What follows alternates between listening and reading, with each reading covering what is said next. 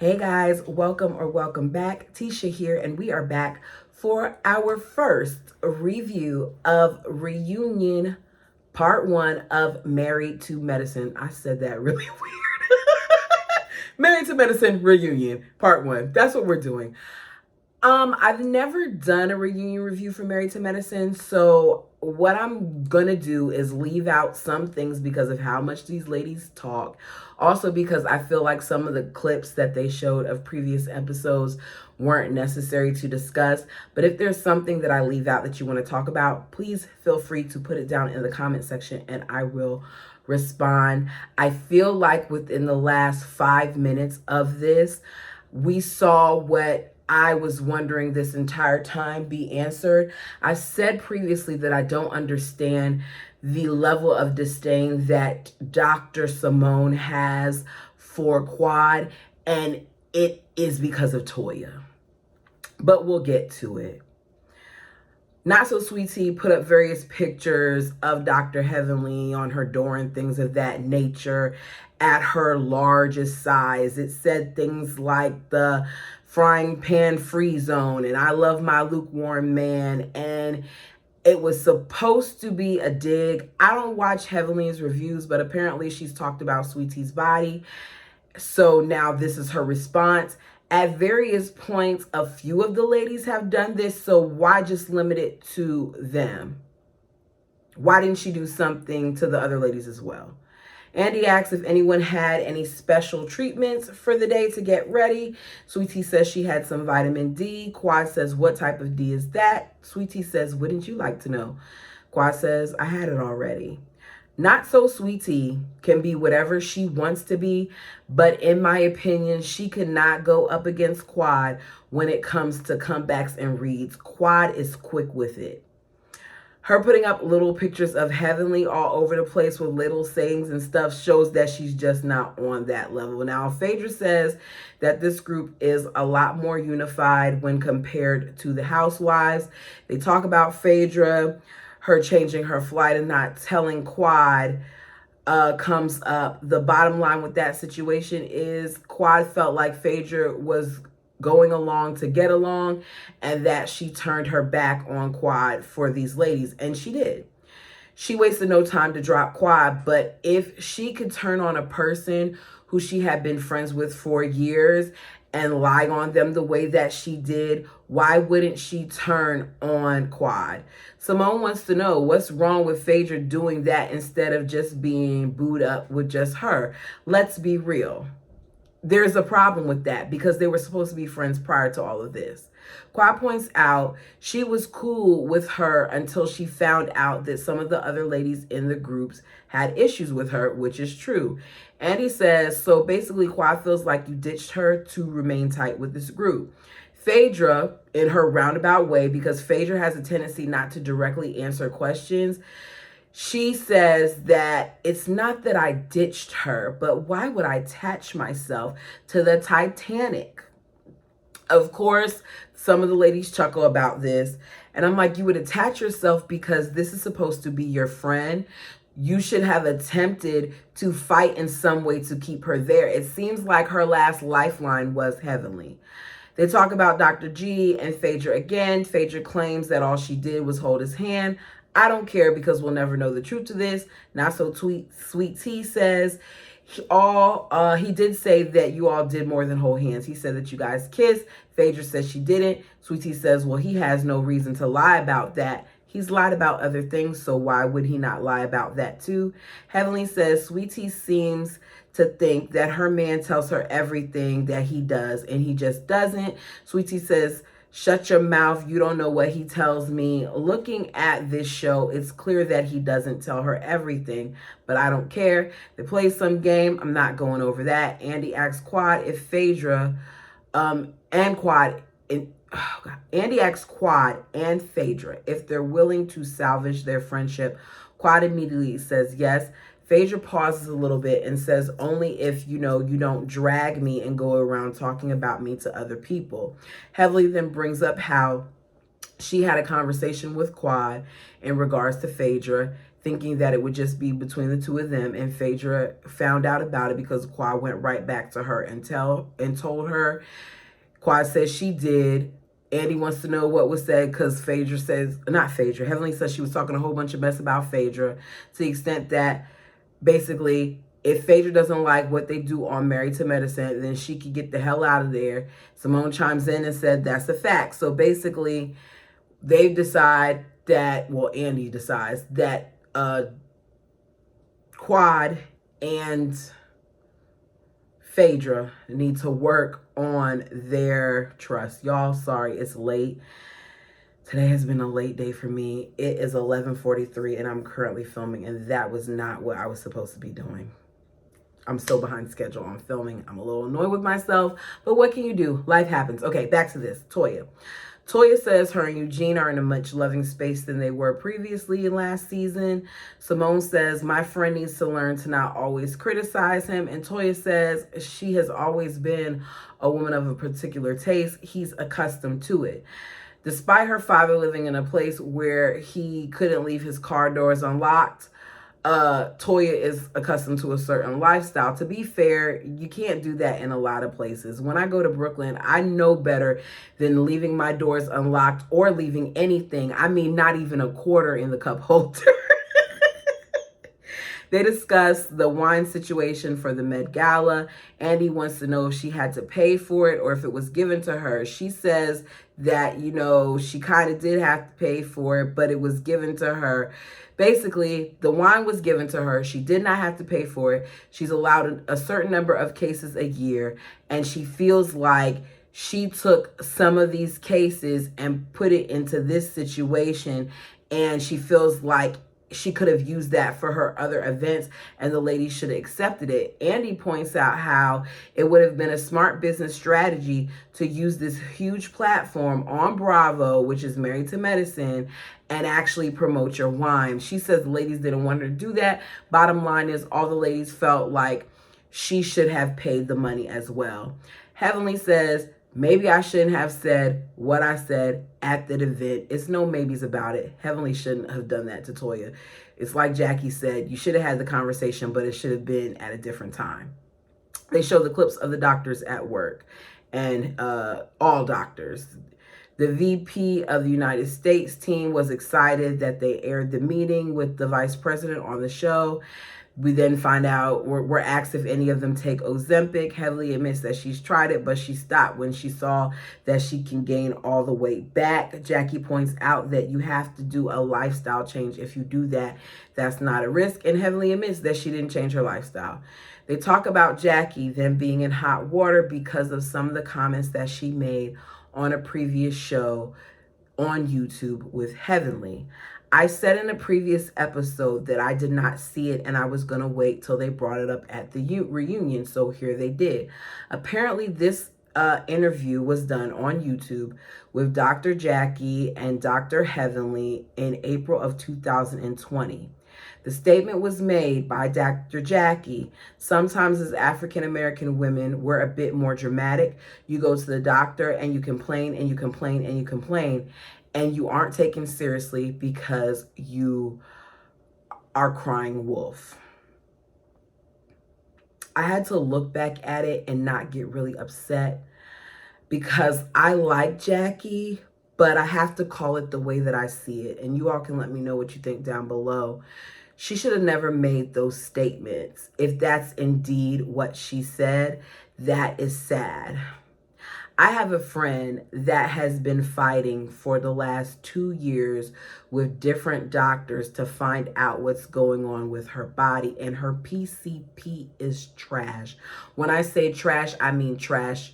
She calls, she leaves emails, all these things. She goes to the office. They still don't set up her appointment like they're supposed to. There's things that they're supposed to forward over to specialists that they don't forward over to specialists, yet you need this record. You need the referral from them to even go see some of the specialists. So currently, for some of her ailments, she's went from seeing her PCP to seeing an allergist to seeing a gastroenterologist to seeing a hematologist, and now she has to go, she saw rheumatoid, I can't think of the name, the rheumatoid people Ooh, that is going to bother me that I can't pronounce it right now. She's seen them, and now she has to go back to her PCP yet again after seeing the last doctor because she needs a referral to go see infectious disease.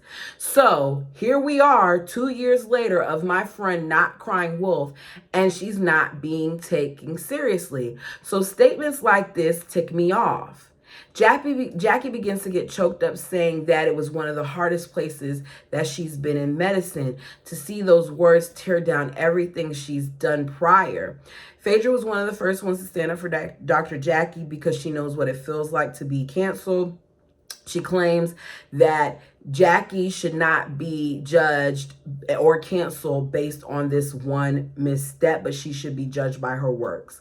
I get what Phaedra is saying, but that is hard to say to someone who wasn't taken seriously because a medical professional thought that they were crying wolf, and as a result, something else more severe happened. Simone says she hated to see the hate. Andy says, well, Heavenly, this all came from your YouTube channel. It's not Heavenly's fault. If it's been out there, the only reason why y'all talking about it now is because somebody pointed it out. Now, Jackie says the lady supported her in so many ways.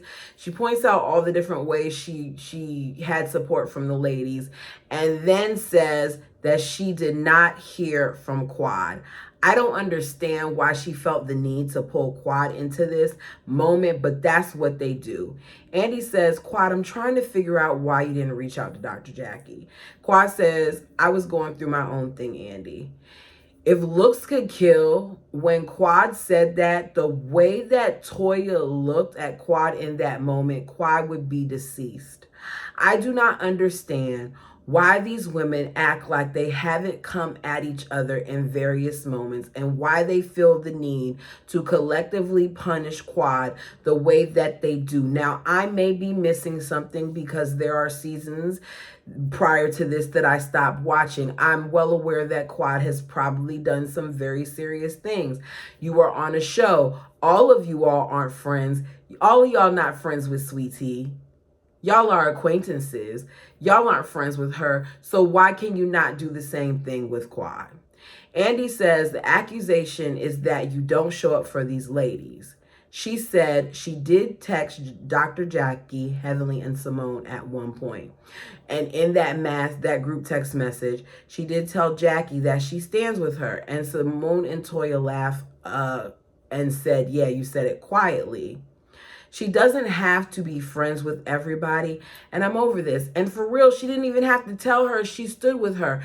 Did Quad saying something to Jackie really alter whether or not Jackie was okay in this situation? Because we later find out that Jackie thought that Quad had something to do with it.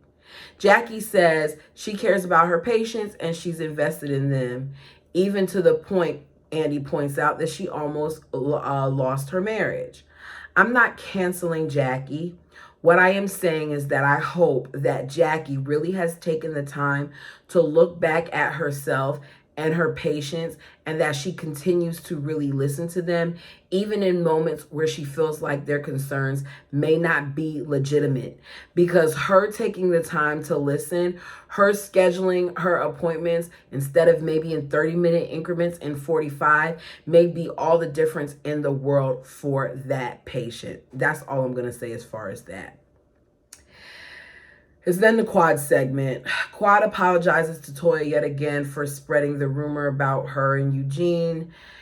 She says that she got it from, I think her name is Anila. It's so interesting that she's okay with her, but she's not okay with Quad. She says that anything that she says at this point falls upon deaf ears, but she is legitimately sorry. They want Quad to be something that Quad just isn't. Toya said she's never apologized like she just did, because Quad points out that, things were said about me and rumors were made about me by Simone, and I didn't like it. And here I was, and I did the same thing to you to hurt you, and that wasn't right. And I apologize for that. So Toya says she's never apologized like that. I feel like the point is that she apologized. And the question is Toya going to accept it or not? And the answer, I feel like, is no, because Toya does not want for Quad to be on this show. Toya does not forgive Quad. And if Toya does forgive Quad, then Simone will too. I wrote that in my notes before finding out what we find out later in the episode. So Toya says for the first time ever, Quad has admitted to what she did wrong. She said it was done to her and that she did it to me and she didn't like how it felt, so she shouldn't have done it to me, and I received that. But I feel like it's very convenient for her to say this now, and I'm gonna see going forward how she acts. I want to know why Toya never thinks that she does anything wrong, because Toya isn't so innocent either. Toya has done things as well. Maybe not in this instance, but Toya has done things. Quad says other people's apologies are easily accepted. Toya feels like that's because Quad lies. Like Quad lied by saying that she came to Napa and that she was there for Toya's moment. And then later on, she said that she was there for the check. And I just feel like it's semantics. She's there for you and she's there for the check, just like the other ladies that were around you. I wonder how many of those women would have shown up had they not have been there for a check. You're not telling me that Heavenly, whose daughter I think had graduation or something like that, didn't come to this event. Or did she have to take her to college? I can't remember what she had to do, but she had to do something for Alora. You're not telling me that she came there just to spend that little bit of time there and then leave back to go see her daughter, and that she just did that to support Toya. No, she did this because this is a part of the job. They get a check for coming to this event. Jackie doesn't even drink, so why would Jackie want to come to the vineyard? Once again, it's for the check. They all did it for the check. Quad said, at that point, when I said that I was there for the check, it's because I felt like Toya didn't want me there. It was a setup for them to have me come to Napa Valley and then dismiss me. And it was. Toya didn't want her there from the very beginning. Before she even got there, she said, oh, I forgot to get her a room. So why are we going to sit here and act like Quad didn't have a reason to not feel welcome?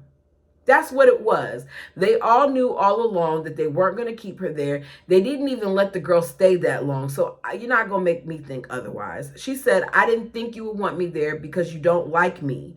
Toya feels like she should have gotten a call from Quad. Toya says if she did that, then she would have invited her. Quad said, okay, that was my mistake.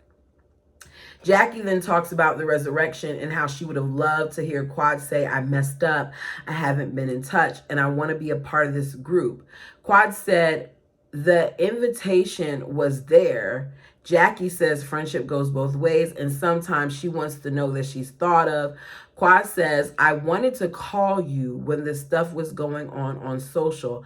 I spoke with Heavenly, and she said it's not a good time. Heavenly says she did. I don't understand why Heavenly didn't say that at the very beginning when they first started talking about Quad not reaching out to Jackie, but she said it in this moment. Simone is making faces, and then Simone wants to know why she would have a conversation with Heavenly to get permission to dial a number. She knows how close Heavenly and Jackie are, so why wouldn't she talk with Heavenly? Quad said, we're not going to sit here and act like Jackie and Heavenly aren't like this. Heavenly called Quad and asked her if she had anything to do with this BS, because they thought that this was Quad's doing, even though it was already put out on YouTube. I don't understand why everybody is so protective of Jackie that they would even go into that mode where they blame Quad not really knowing. Why isn't anybody willing to go to bat for Quad the way they seem to be willing to do it for Jackie? To call her and ask her if she has something to do with a video that was put on your platform, Heavenly, and you're giving her this line of questioning, to me is flawed. Guess what? I'm aware that what I'm doing now is social media, which means once it's out there, it stays out there. It can resurface at any point in time. So Heavenly and Jackie had that conversation, and when they did, they didn't think that anything could come of it. Guess what? That's nobody's fault but Heavenly and Jackie's. Heavenly says at one point they all felt that way, that maybe Quad had something to do with it. I think that's crazy that they think that ill of Quad.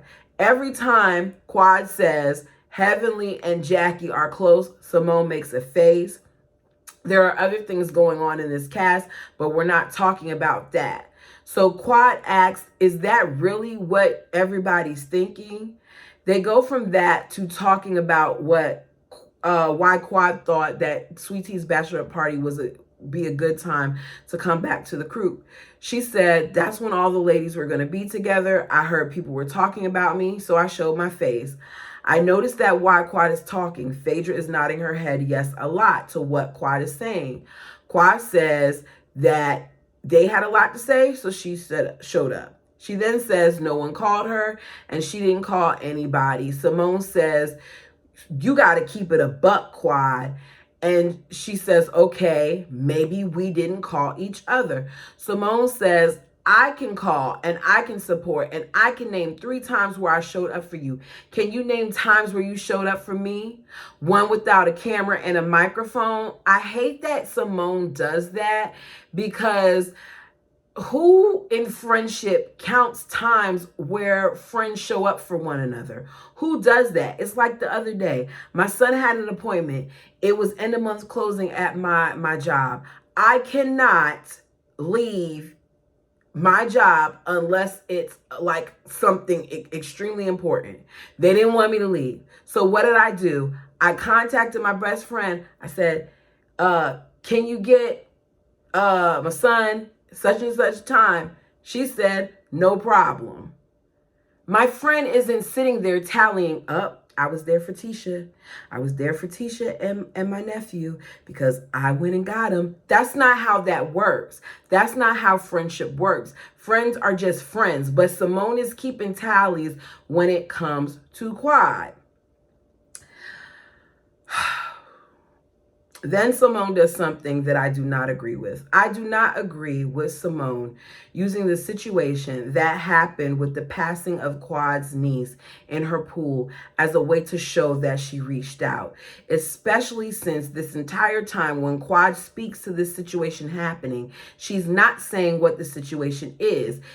It is disrespectful to the actual parents of that little girl to put said information on this platform when they're still dealing with it.